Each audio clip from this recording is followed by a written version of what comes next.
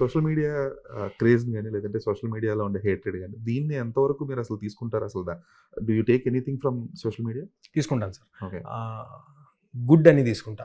Good అంటే I mean to say good criticism, anything.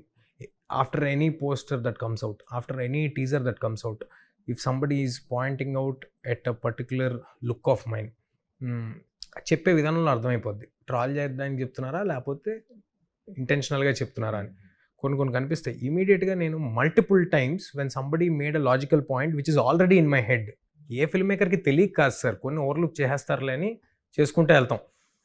అది ఎవరైనా పాయింట్ అవుట్ చేసి next second there will be a call from me to my director.